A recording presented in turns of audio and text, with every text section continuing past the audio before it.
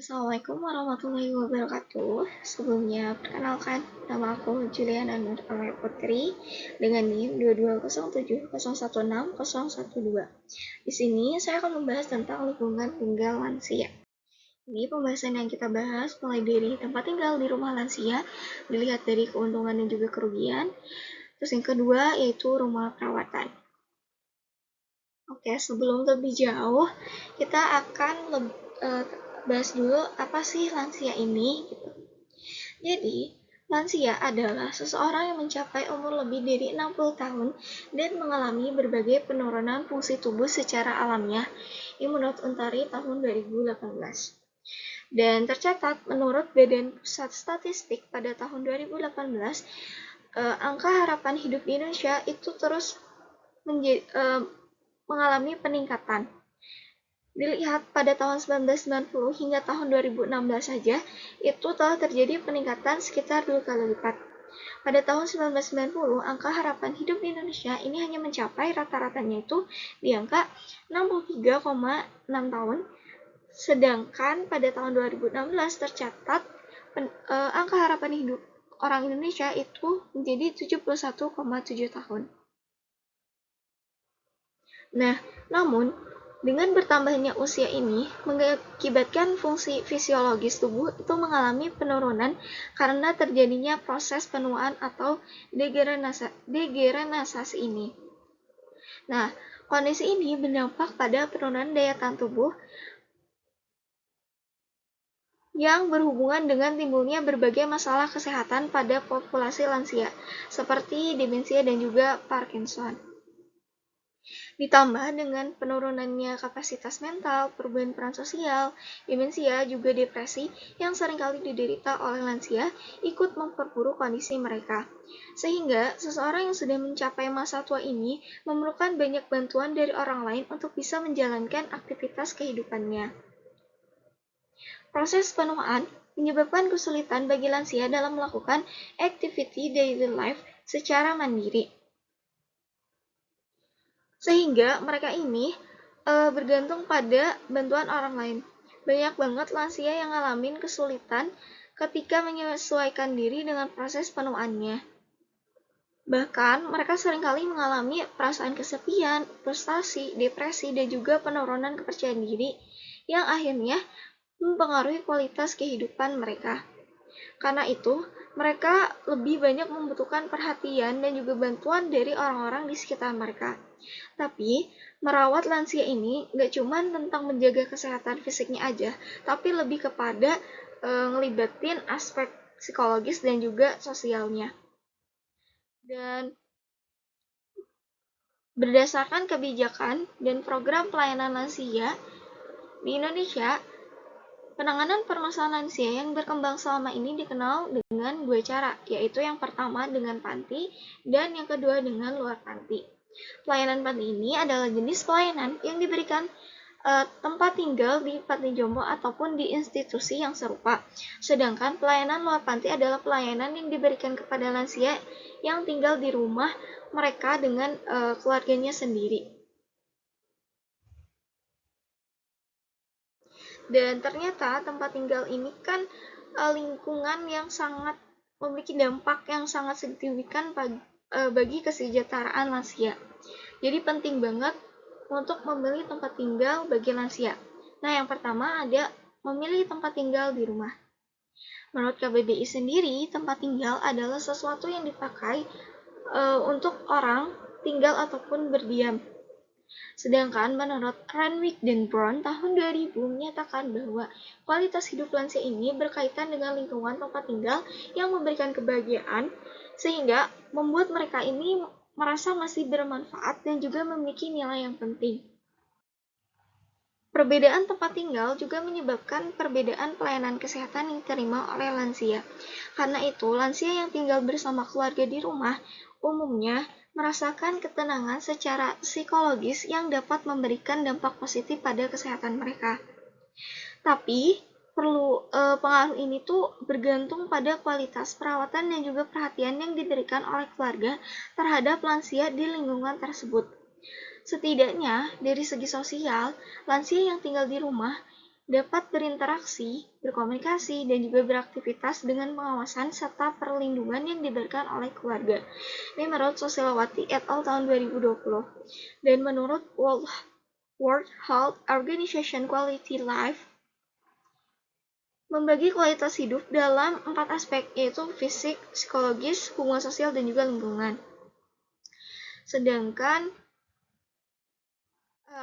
keuntungan tinggal di rumah bagi lansia menurut Lutfa tahun 2018 menyatakan bahwa kualitas hidup lansia yang tinggal di rumah bersama keluarga itu bisa dilihat dari 4 aspek. Yang pertama, dari kesehatan fisiknya.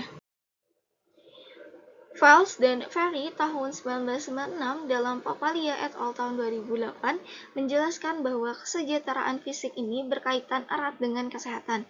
Pada tahap usia lanjut, individu yang mengalami perubahan fisik dan mungkin muncul berbagai penyakit yang tidak dialami pada usia muda, ketidaksiapan lansia dalam menghadapi kondisi ini tuh bisa berpotensi menurunkan pencapaian kualitas hidup yang optimal.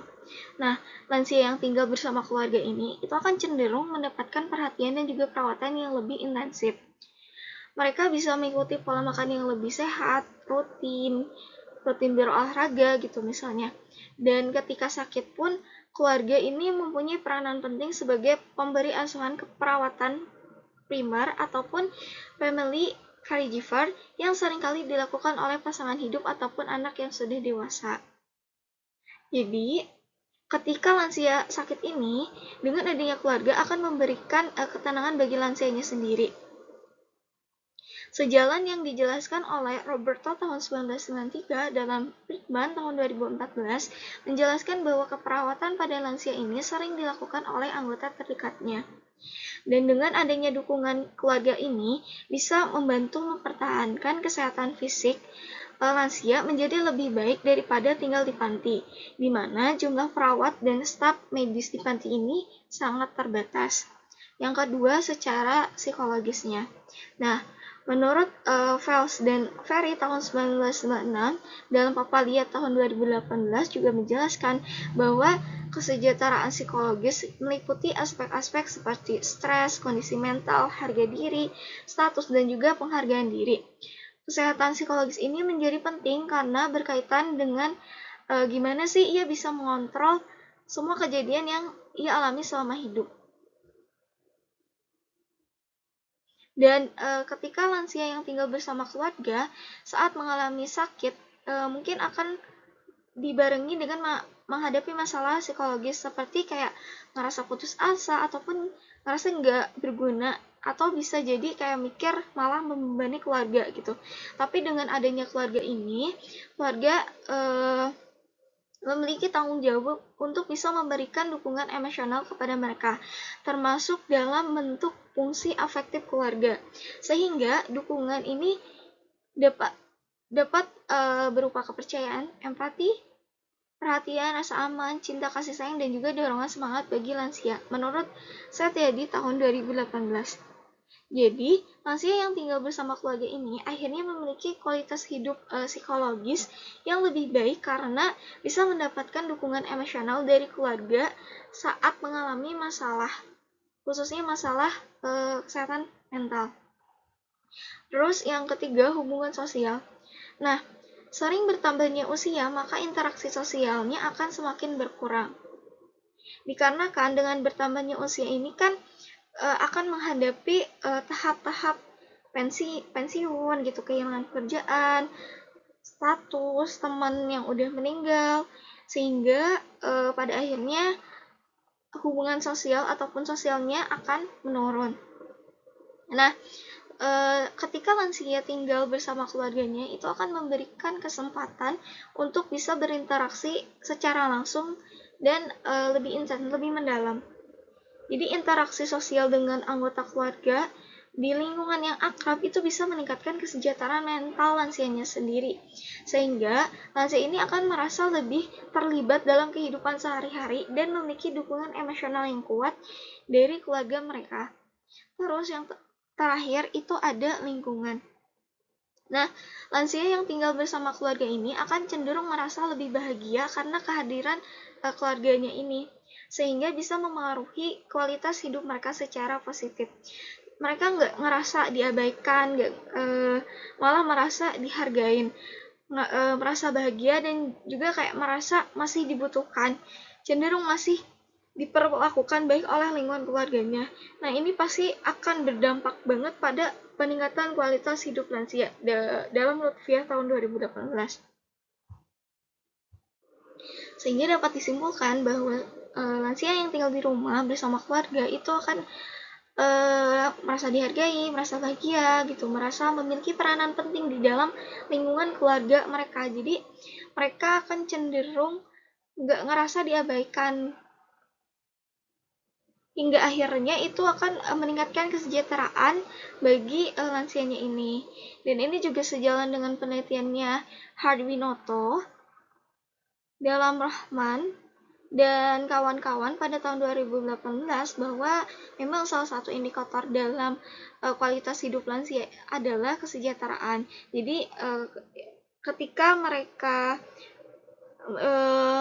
mengalami kehidupan di lanjut usia itu happy, enjoy gitu.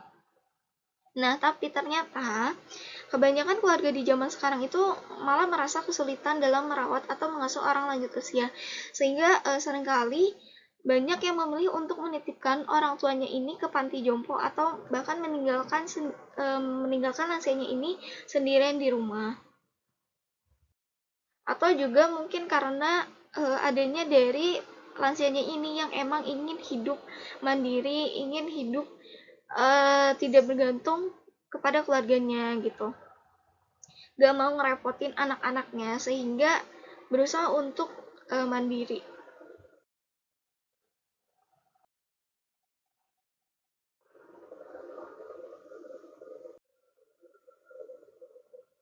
Ini dalam Subjekti tahun 2017 yang mengungkapkan kekurangan lansia tinggal di rumah. Yang pertama, merasa sendirian.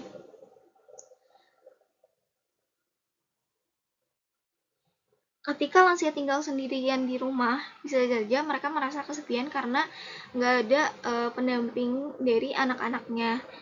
Anak-anaknya yang meninggalkan lansia ini tinggal sendirian, mungkin karena bekerja ataupun bisa jadi anak-anaknya udah punya keluarga sendiri gitu. Jadi akhirnya lansia ini merasa kesepian ataupun merasa terisolasi.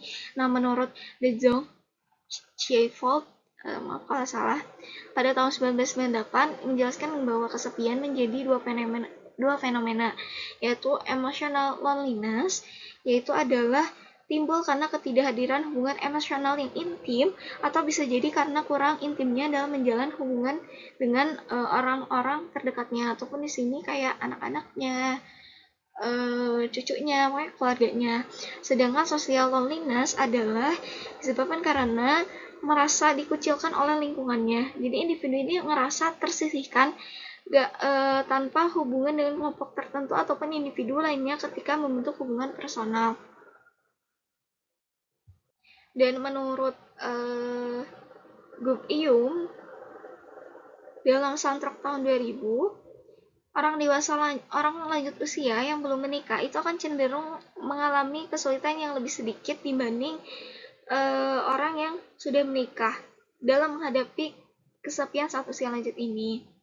Karena kan orang yang telah menikah ini kan memiliki anak-anak gitu, yang mulai meninggalkan rumah, terutama jika mereka kehilangan pasangan hidupnya. Jadi akan merasakan kesepian yang jauh lebih besar dibanding dengan lanjut usia yang tidak menikah.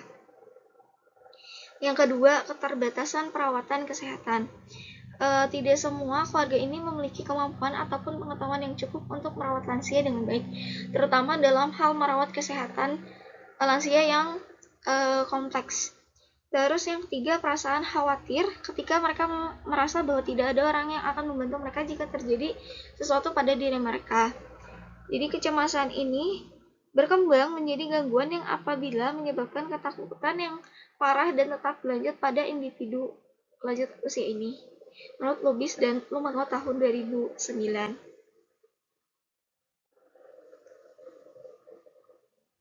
Oke, selanjutnya adalah memilih rumah perawatan lansia. Jadi dalam KBBI dalam Hentika tahun 2019 menyatakan bahwa rumah perawatan lansia atau juga dikenal dengan panti jompo adalah tempat yang menyediakan perawatan dan tempat tinggal bagi orang-orang lanjut usia. Ini adalah tempat di mana orang-orang yang sudah tua dapat dirawat ataupun ditampung. Panti jompo adalah langkah yang diambil oleh pemerintah untuk memberikan perlindungan kepada para lansia yang hidup dalam kondisi miskin ataupun terlantar. Nah, ini juga disesuaikan dengan amanat pada UUD tahun 1945 pasal 34. Salah satunya adalah adanya panti werda yang merupakan wisma ataupun tempat tinggal dengan berbagai fasilitas pendukung yang ditunjukkan bagi para lansia, ya, Alfriansyah dan Santoso tahun 2020. Di Indonesia sendiri terdapat sekitar 277 panti werda dengan total tempat tidurnya sekitar 18.100. Dari jumlah tersebut, 3 panti werda ini dikelola oleh pemerintah pusat dan 71 diurus oleh pemerintah daerah. Dan 189 itu dioperasikan oleh pihak swasta menurut Asian Development Bank tahun 2021. Nah, lansia yang tinggal di panti werda ini memiliki akses kepada hal-hal yang mungkin tidak dapat diperoleh dari keluarga mereka sendiri. Namun, layanan yang disediakan oleh panti werda di Indonesia ini sebagian besar sangat terbatas, hanya pada penyediaan tempat tinggalnya saja, tanpa adanya perawatan yang memadai. Sedangkan di panti swasta, kualitas layanannya itu bervariasi, bahkan semakin lengkap. Tapi layanannya semakin lengkap ataupun semakin tingginya layanan, maka harganya pun yang harus dibayarkan oleh lansia ini akan semakin tinggi. Jadi terkadang banyak banget layanan ekstra di luar paket yang memerlukan biaya tambahan yang harus ditanggung oleh lansia ataupun keluarganya.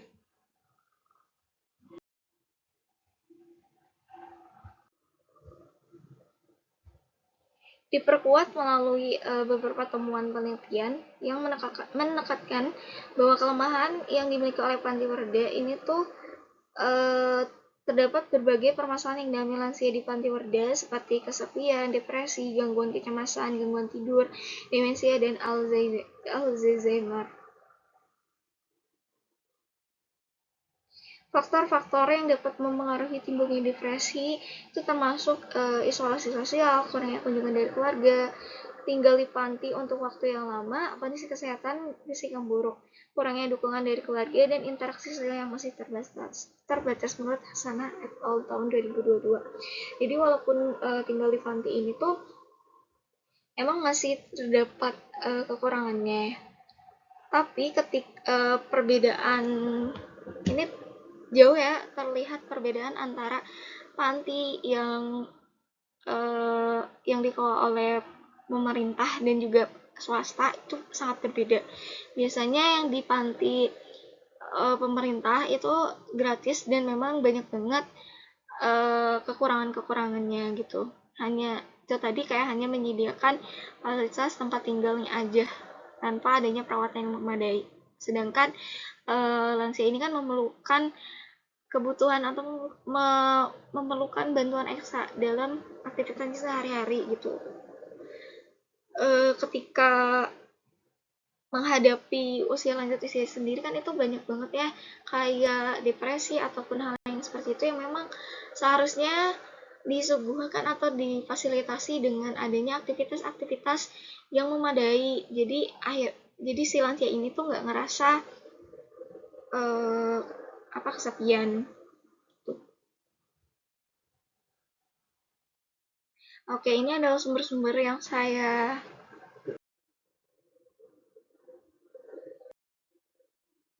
tuju. Selesai. Terima kasih banyak. Mohon maaf apabila ada salah-salah kata, ada terdapat kesalahan. Terima kasih. Wassalamualaikum warahmatullahi wabarakatuh.